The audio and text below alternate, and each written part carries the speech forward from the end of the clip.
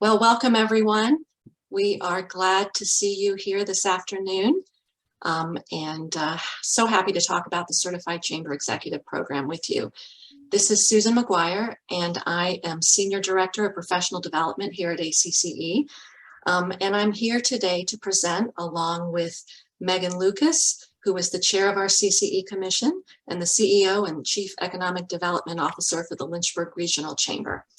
Also presenting today is Jim Page, who is the president and CEO of the Chamber of Commerce of West Alabama and is our chair-elect. And finally, we're delighted to welcome Becky Davison, who is vice president of marketing for the Halifax Chamber of Commerce. And she just got her CCE in Indy in 2022. So she is going to provide some insights about the CCE process from someone who just went through it.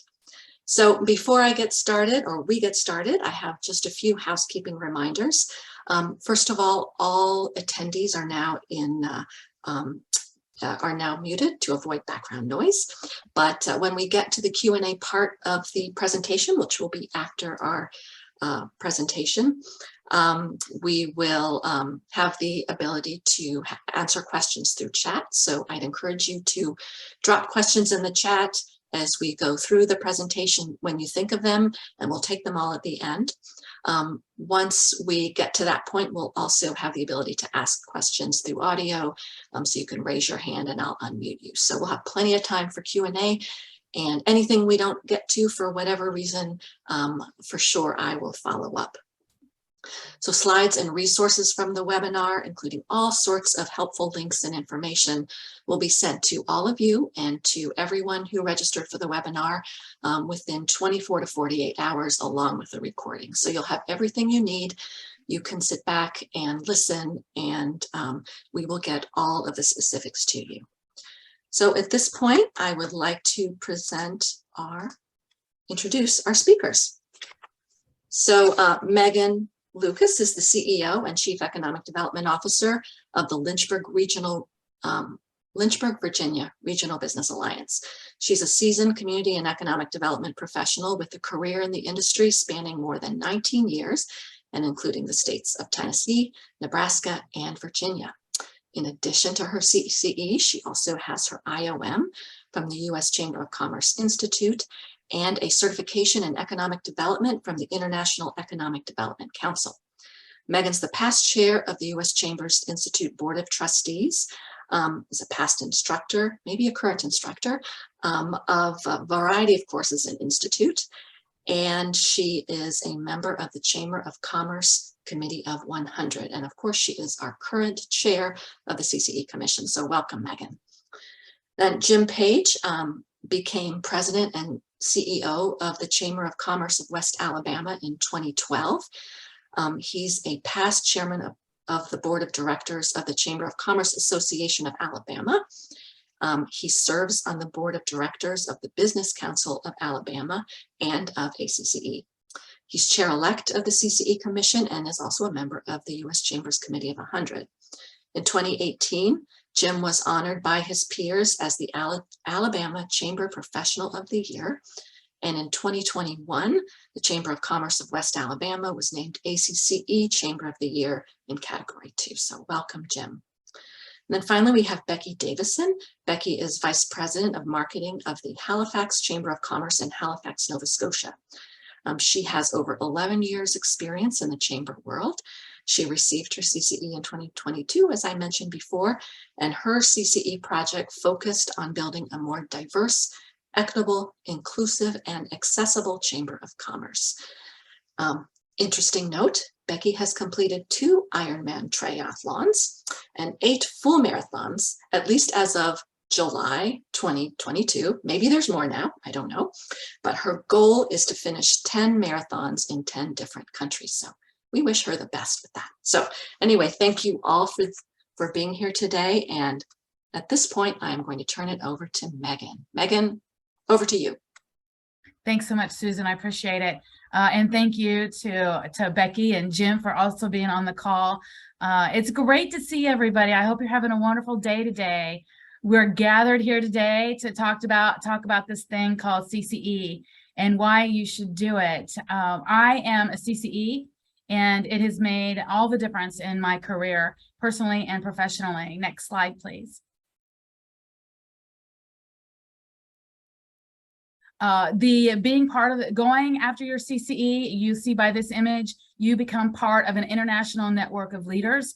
The CCE designation is an internationally recognized credential, much like doctors get their credential to be a doctor, or CPAs become CPAs with that lovely credential, and lawyers the same way. We get our CCE because it's a credential that elevates us within our profession.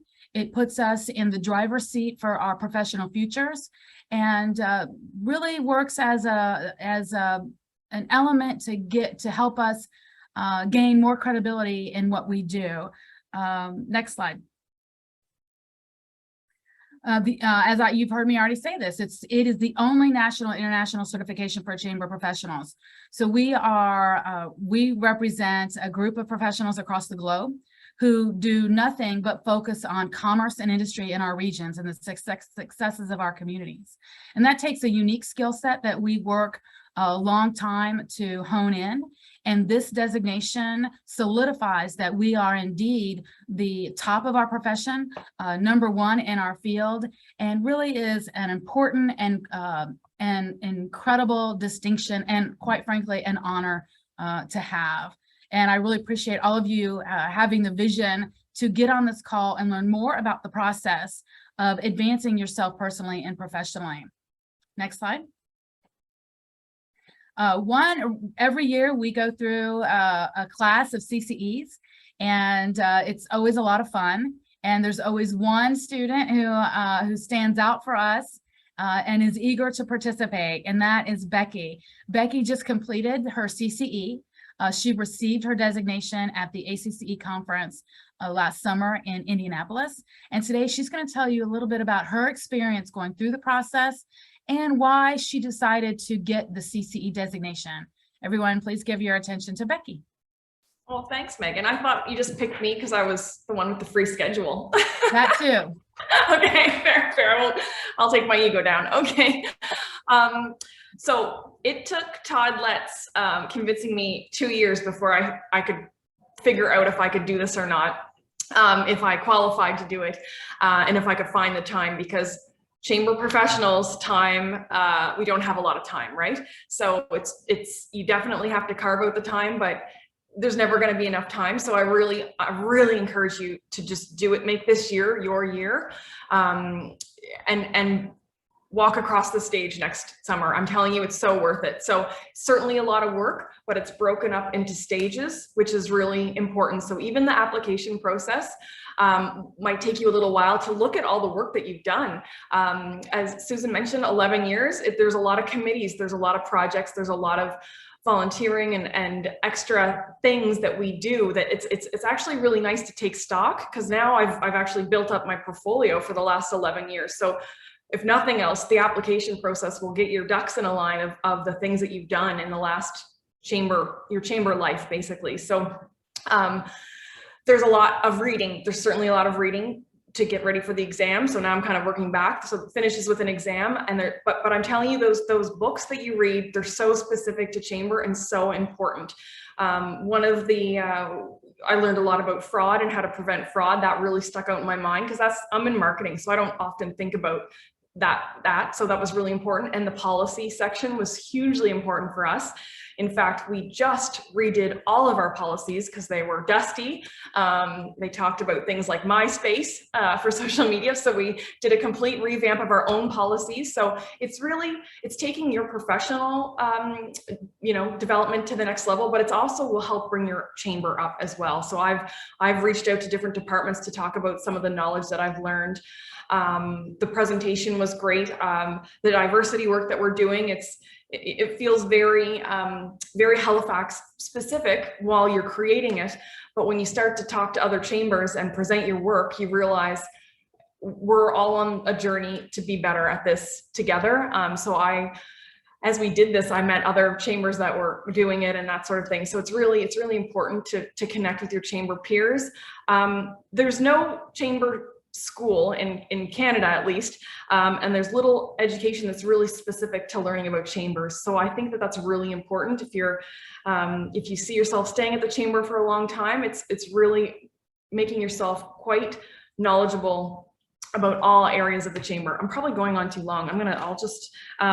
But yes, the presentation, the interview was great. Megan was, I presented to Megan and she interviewed me, and I'm telling you, I was sweating bullets that day, but she made it very, very relaxed, and it was a great experience. And I think I grew from that as well. So I'll probably stop talking, but I'm happy to answer any questions. You had to carve out some time to do the studying and to do the presentation and the exam and everything, but I wouldn't change it for anything. And I really, really recommend going through that program. Oh. Thank you so much, Becky. I was not very difficult at the interview. Don't tell people that. You did a great job. And the interview is one key element of the CCE process, which is what we're going to talk about next. We've got 10 items we're going to share with you. Susan, if you want to advance to number 10, please. We're going to tell you the 10 key things that you need to know as you consider and contemplate going through this process. First of all, the big question is, am I eligible? And so eligibility for sitting for your CCE is right here in front of you on the screen. You have to have 6 years of senior level experience. That's required. And senior level experience can be defined as program or project management, budget management, personnel supervision, direct contact with the board. I'm sorry, you as a senior level experience, that you need to have those experiences either within the 6 years that the past 6 years. So program or project management, do you have budget management? Do you manage any personnel? Do you manage any staff? And do you have direct contact with the board? You must be currently employed by a Chamber of Commerce in a senior position. Some experience up to 4 years can be satisfied by relevant senior level experience in a non-chamber position. We have a lot of folks who come into the chamber industry from private sector or from other associations. And so we take that experience that you have into consideration when you're applying. So if you maybe you've only been at your chamber and organization for 3 years or 2 years, but you were in a senior level position with a private or other nonprofit, you'll work with Susan to see if that's eligible, that experience is eligible, and you can take that into consideration.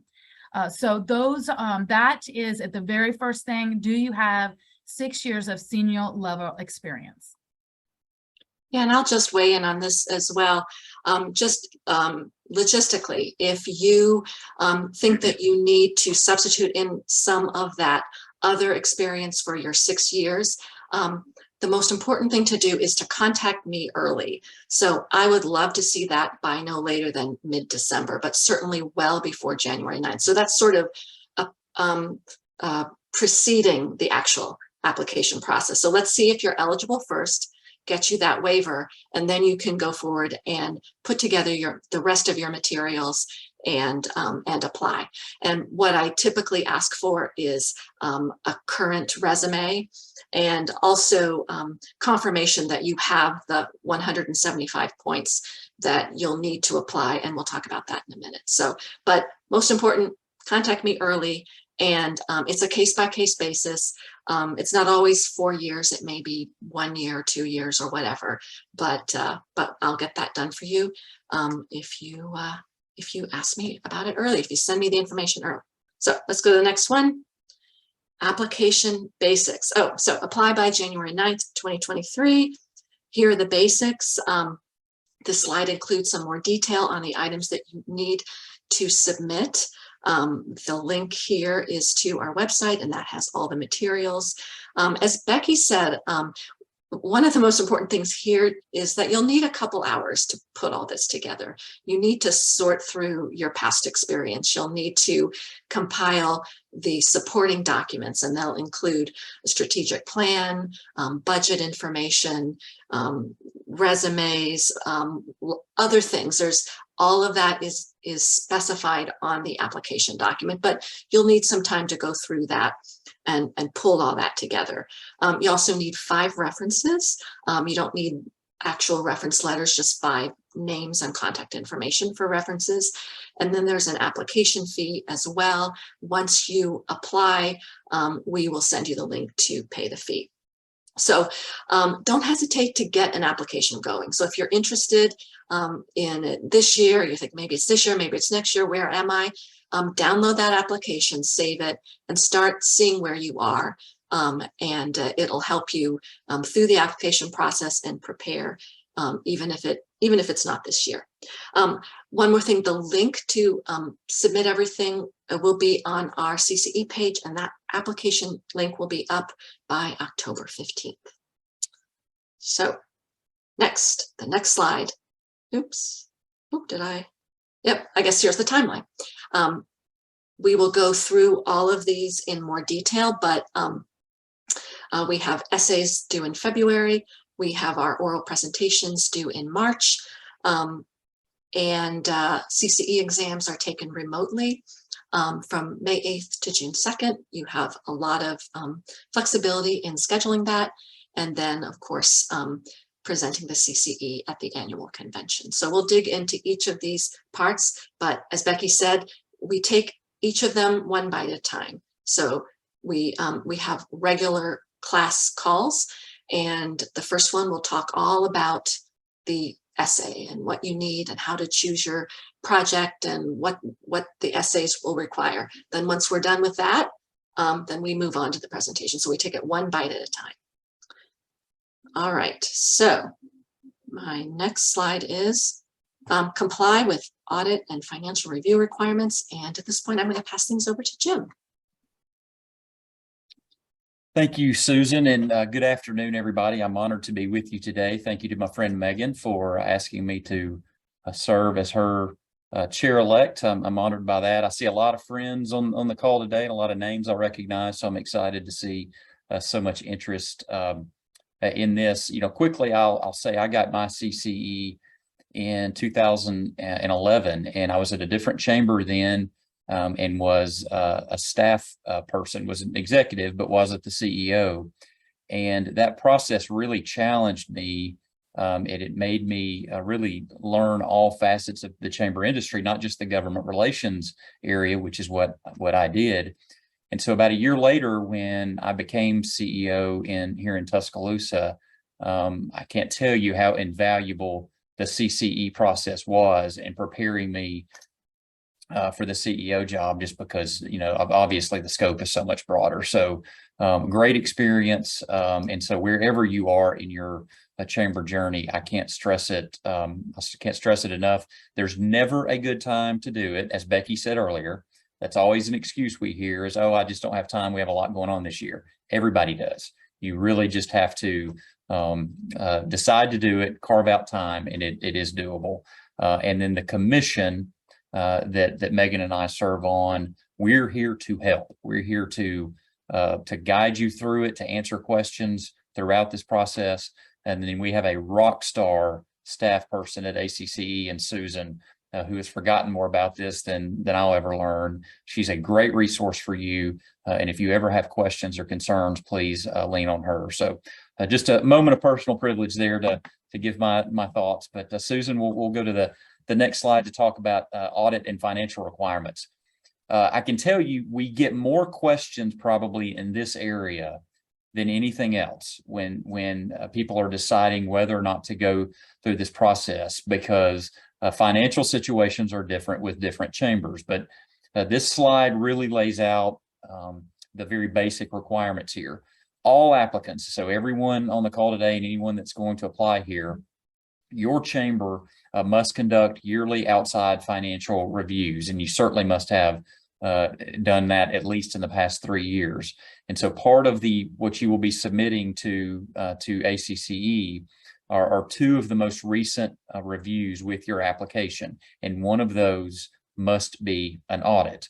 Now we break this down based on chamber budget. So you see here chamber revenue under $500,000. You were to have conducted an annual outside review by a certified financial firm and conduct an audit at least once out of the 3 years. For those chambers with revenue of $500,000 or more, that audit should be at least every other year. And again, from an outside financial firm. So hopefully that's self-explanatory, but if you still are a little confused at the end of our presentation today, there will certainly be opportunity for questions. Next slide, Susan. I do want to explain a little bit more about the audits and the reviews. And again, for those of us who didn't come up through the financial side of the house in the chamber, this is a learning experience. I know it was for me. But audits and reviews are, again, formal examinations of your finances, and they are written reports. It's not just a compilation of your financial statements or tax returns. They are formal reviews by an independent CPA outside of your chamber staff. So not your CFO, not your director of finance, an outside firm. And then the audits and reviews, really the major difference in them is just the level of complexity of the two. The reviews are much more general. The audits, as those of you who have done audits know, it's much more in depth. But again, I want to stress what's highlighted there at the bottom. Compilations of financial statements or tax returns do not count. Those aren't audits, those aren't reviews. So it has to be the formal written reports from the outside CPA. Next. All right, thank you, Jim. So the next thing we will cover is a very important one for eligibility, and that is the CCE points that you'll need to record in your application. So what are CCE points? They are indications that you've participated in education, professional development, professional contributions, volunteer work and leadership work in chamber associations or in your community. And they basically show that you have the experience and the training and the expertise to go through the CCE process. So the application and the guidance documents tell you how many points you get for different kinds of activities. So when you fill out the application, it will calculate for you and you'll get a total, and you need 175 points to apply. So participating in ACCE conventions or our virtual summits, our regional conferences such as the sales conference, division meetings that are held outside of the convention, volunteer work for ACCE, if you serve as a mentor or you're a division chair, all of those things get CCE points, as well as many outside activities, participation in other chamber association conferences or leadership institute. If you have achieved your graduate recognition from IOM, then you get 28 points. So it's obviously an excellent preparation for the CCE process, not required, but excellent preparation, and you get many points for it. So look at the application and guidance to get more information on the points that you'll need, or that the points attributable to the activities, professional development activities. So CCE points, you can find out what your ACCE activity has given you in terms of points by clicking on the links here. I will tell you that we have recently had a few glitches with people not seeing all of their activity, ACCE activity. So if you get to that point, please just contact me. I will run you a report and make sure that you know everything we know. But again, it's not just ACCE activities that give you points. Certainly institute, state chamber associations, and so on, you also get points. So let's see what's next. Your CCE project, and here I'm going to pass it back over to Jim. Thank you, Susan. So obviously a critically important part of this whole process is your project. So next slide, Susan. Your project will be the subject of both your written essay and your formal CCE presentation to the CCE Commission. The essay will be 2 pages. It's hard to fit everything in 2 pages, so you have to be strategic there.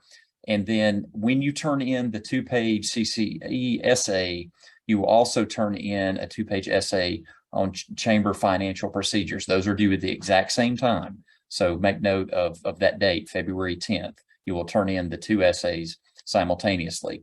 And then the CCE presentation will take place in Alexandria, Virginia in March. You will do a 10-minute presentation, which is followed up by 15 minutes of Q&A, and then a 20 to 30-minute interview. You will, as Becky was talking about, she did her presentation in front of Megan. Each of you would do yours in front of a panel of CCE commissioners who will hear your presentation and then certainly ask a lot of in-depth questions as a follow-up. Next slide, Susan. Getting in a little more in depth into the project, what should this be about? And it is your call what it's about, but it needs to be a recent, significant project that has taken place within your chamber in the last 3 years, something that has had significant community and/or organizational impact. It needs to demonstrate your professional skills, your experience, your leadership ability, something you have led and played an instrumental role in. Now, we're all bred and trained in the chamber profession to give credit to everybody else, to our board, our volunteers, our staff, and that's what a good leader does. So keep doing that. But for this purpose, everybody has to stretch themselves a little bit. And when you're writing and talking about your project, it's got to be a lot of I, me. And I know that puts everybody in an uncomfortable situation. But again, this project is about what you have done to demonstrate leadership and chamber expertise. And so you have to think that way when you're writing your 2-page essay and also when you're talking in front of the commission. Megan, you have something you want to add there? I do, Jim. How did you guess? Was the look on my face? I just know it. Jim, what was your paper on? What was your topic? Do you remember? I do. It's been a minute, but we did a pretty significant strategic planning process at my prior chamber, and I played a leading role in that. So really talked about the process in which we led from start to finish in that process. Great, Becky. What was your topic? Mine was on diversity, inclusion, accessibility. So we created an action plan for chambers that could take it on and ensure that they were talking and onboarding more underrepresented groups, talking about communications, profiling speakers. So it's like a 5-step action plan over 2 years that we instituted, and the story behind that and how it was doing. Great. And my topic was the urge to merge. Of the merger of our regional chamber and our regional EGO. I just want to give those as examples, and 3 really unique examples and different examples of projects that each of us individually led on. Thanks, Jim. Now, I will say that once you proceed, we get this process underway, you will have an opportunity, Susan, correct me if I'm wrong, but we'll have an opportunity to allow some CCE commissioners to vet your idea. We don't proofread a paper ahead of time, but if you are curious as to whether or not your subject is going to be appropriate as a project initiative, you will have the opportunity to run it up the flagpole, for lack of a better term, with us, so that we all sign off on it and you know that you're on the right track. Yeah, actually, that's part of our process. Is there's a specific date where we ask you to submit your CCE topic. And really, it's just for that reason, Jim. Once it's approved, then you don't have to worry about the topic itself. You worry about, how you're presenting it and the questions and, all that kind of stuff. But the topic itself is approved, because it is, it can be sometimes challenging to identify just the right things that really is going to showcase the leadership that you need for this particular certification. All right, so let's see. Megan, you are next on mentors. So I strongly encourage everybody to get a mentor, 1, 2, or 3 mentors. It's really whatever you're most comfortable with. I had 3 mentors when I went through the process. Ideally, you want to have a mentor that is a CCE, because you're going through this process of becoming a CCE. They have been in your shoes. They've been through the process. They can give you insight and support, and sometimes talk you off of a ledge if that should happen as you engage in the process. So I really want to encourage you to look at the list of current CCEs. Susan can provide that for you.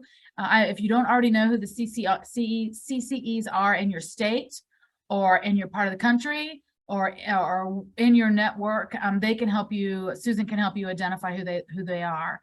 The CCE really does, a mentor really helps you as you're trying to decide your topic. You can bounce those topic ideas back and forth. Your mentor sometimes, if they're willing, will read and edit your papers for you and talk you through the review of those papers. They can help you with your presentation. If you need to present to somebody, present to your CCE mentors, I really encourage you to look at the CCE list, look at recent designees and all designees, and ask them if they would be willing to mentor you through this process. It's so valuable. I promise it's really valuable, and you won't regret having a few mentors on your side. This is a list of the current class. These, of course, are the individuals who just went through it. You've met Becky already, but these individuals, I am certain if you wanted to reach out to them, they're the most current, and it's still top of mind for them. But I'm sure if you reached out to them, they'd be more than happy to mentor one or two of you. Otherwise, there is a list of CCEs, a list of folks like Jim and I who have been a part of the program for a while, as well as the CCE Commission and other professionals in the industry throughout the country. So you can look at that list. This is the CCE Commission. If you click on somebody's name, if you click on my name, it takes you to my contact information, and we'll do that for everybody. This is a list of the commission. We are the professionals that oversee this process, the governance and the standards of getting your CCE, and we take it very seriously. But also, any one of these will be happy to be a mentor for you. So don't hesitate to reach out to them. Thanks, Megan. And just one more note about the CCE class of 2022.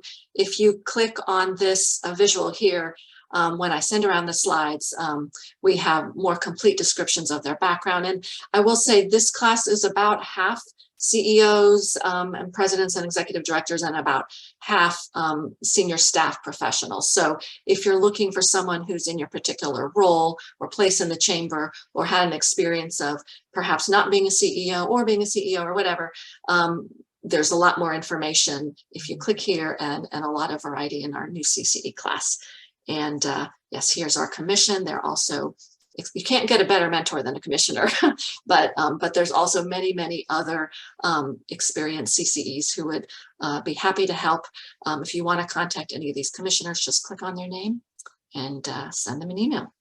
So the next thing we have is do the reading and focus on the body of knowledge. I am going to go over some of the resources that we have here at ACCE to help you through the process.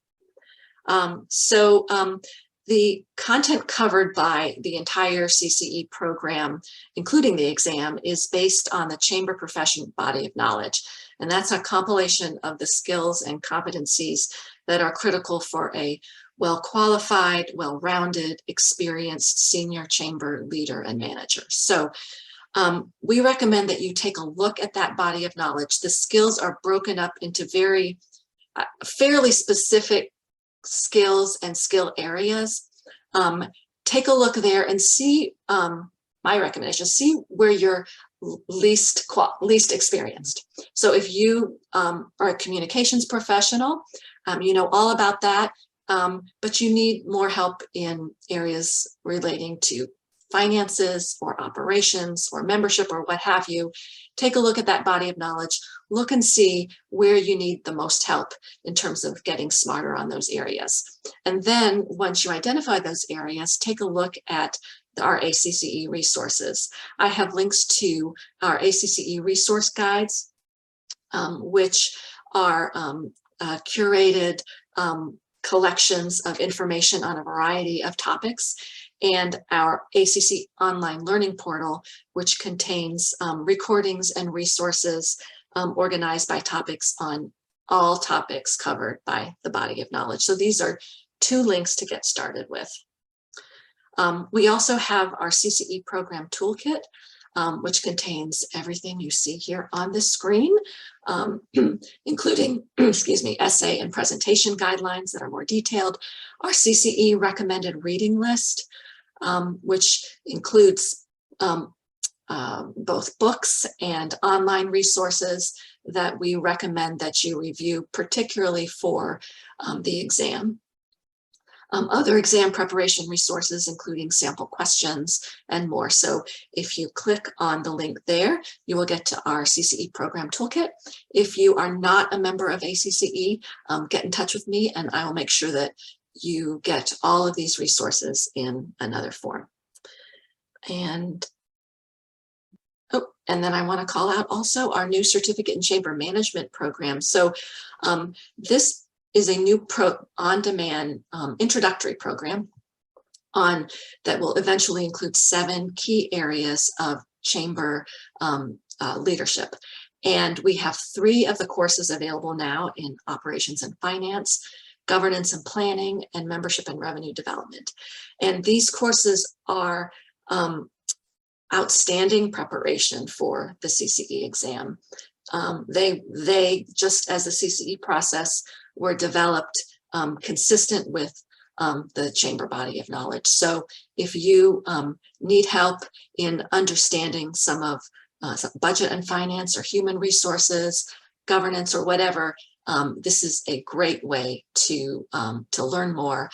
Each course includes many assessments, assignments, and resources. So take a look at these. We have 4 courses still to come that will be completed all by very early in 2023. So well in time for anyone going through the CCE process in 2023. So I am going to hand it back over to Megan at this point.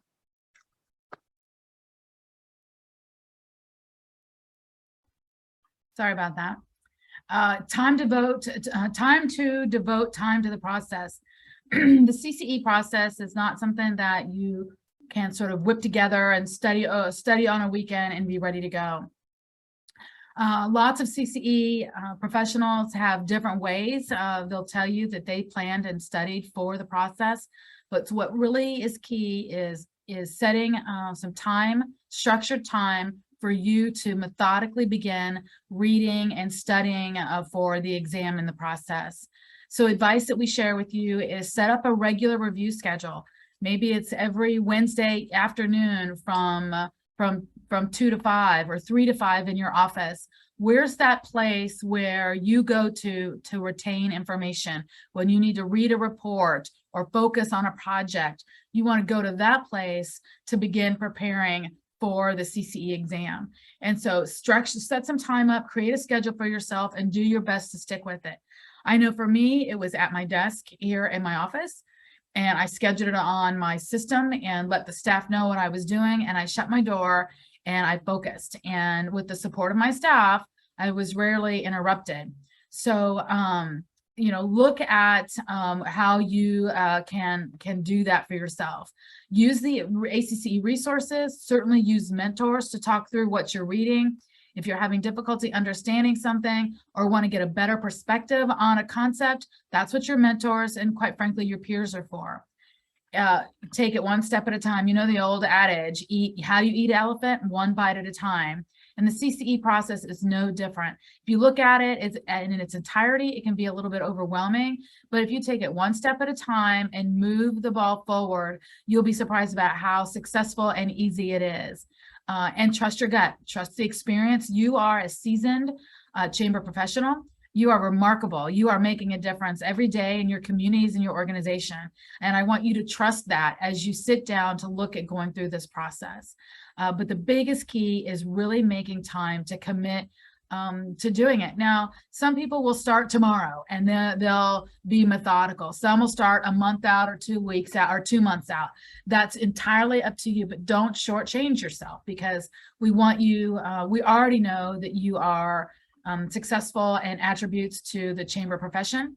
And we want you to get your CCE certification because we believe in you and your ability to be internationally recognized at the top of your field. Jim, do you have any other words of wisdom on this topic? Yeah, I do. I can't stress enough about blocking time off on your schedule, just like you would anything else in your life or in your chamber job. You've got to make time for it. But don't think of this as a hurdle or something you just feel like you need to do, but you don't really want to do. Don't do it to check a box or to go through the motions. This is about you investing in you and investing in your professional development, your career, so that you can be a stronger leader, so that it provides maybe future opportunities for you that maybe you wouldn't be eligible for if you didn't have this. So when you're doing the reading, you're going through the toolkit that Susan shared with you, really digest it. Again, this is about a learning process for you to sharpen your saw. And so be intentional. Just this past year, our longtime chief operating officer went through this process, has been in the chamber profession for almost 25 years, knows it inside and out, but just kept stiff arming me about going through the CCE process. Oh, I don't have enough time. And finally, he buckled down to do it. And he will tell you now after the fact that it was a great process for him personally, but he had to be very intentional about how he approached it. And so I encourage all of you to approach it in the same way. All right. Well, thank you. So the next next slide is maintain your certification. So once you have your certification, you'll be required and encouraged to maintain it through regular professional development and contributions to the chamber profession. So if you want to, well, first you have a designation fee that's due a couple of months after you get your CCE, but then every 5 years, if you want to maintain your certification, you will receive an invoice and pay an invoice for a maintenance fee. And you'll also submit a form that documents that you have attained at least 15 points through professional development or professional contributions. So we will invoice that to you, but that is not until 5 years after you get your CCE. If you want to learn more about CCE maintenance requirements, you can click on the link at the slide. Number one, if you have questions, if you need a plan, contact us. Please don't hesitate to get in touch with me if I can help in any way. I'd be happy to walk through the process with you, answer questions. And also, if you have a draft application that you would like to go over with me, I'm happy to do that. In particular, if you have completed the application and you're just short of 175, or you've done your draft application and you're just over 175, or you're just hovering around that number, I would love to go over it with you to make sure that you have every point that you're entitled to, and that if you don't have the points this year, that I'm happy to walk through a plan with you on a reasonable and realistic plan to get enough points for next year or the year after. So all of these other items on the slide also have lots of other information, and I encourage you to take a look at those. So now my question is, are you in? If you are ready to apply for the CCE and take that next important step in your career, I would love if you would send us an intent to apply form. It's a short one-page form that lets us know that you're intending to apply this year, so that we can make sure we have the staff and the resources to help you navigate the process successfully. So Lindsay, I believe, she just sent the intent to apply form through the chat, and I will include it with the recording as well after the webinar. So at this point, we would love to take some questions, and I'm going to go ahead and stop sharing so that we can do that a little bit more easily. So if you have questions, folks, go ahead, and put them in the chat. I'll take a quick look now to see if there's anything already. There was a question on finding a current list of CCEs. I will send that around to everybody to make sure that it's current and up to date, and I'll send that with these resources. And let's see here. The slide deck, I'll share that also afterwards. Alrighty. Any other questions? Drop them in the chat or, oh, here we go. All right.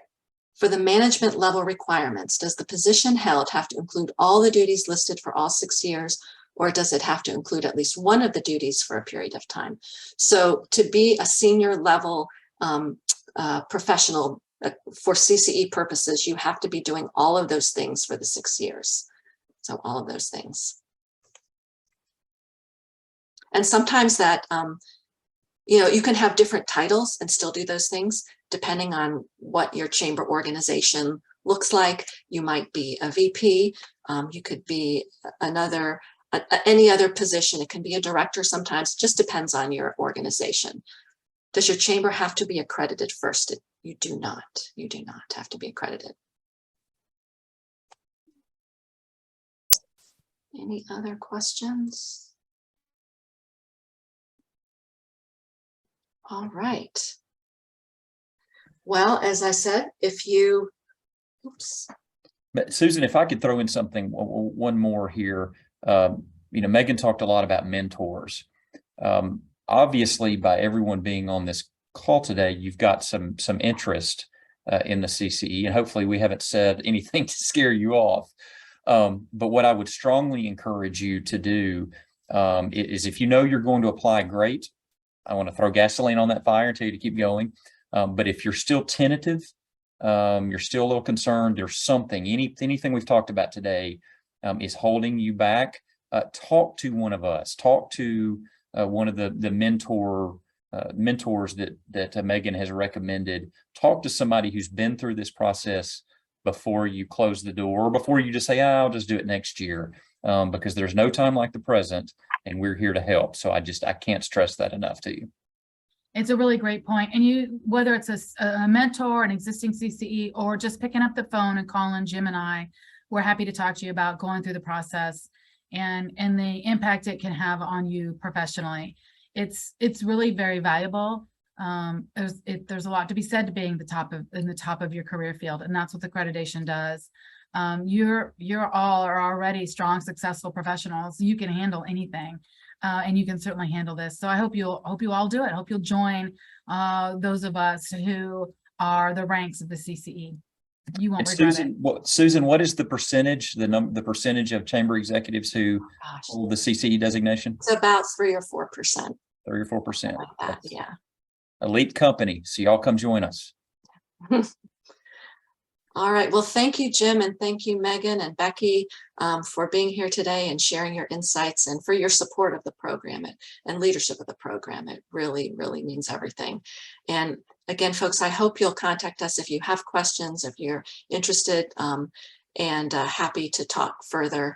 And we hope to see you walk across that stage in July of 2023. It's an exciting event. We want to yell CCE for you.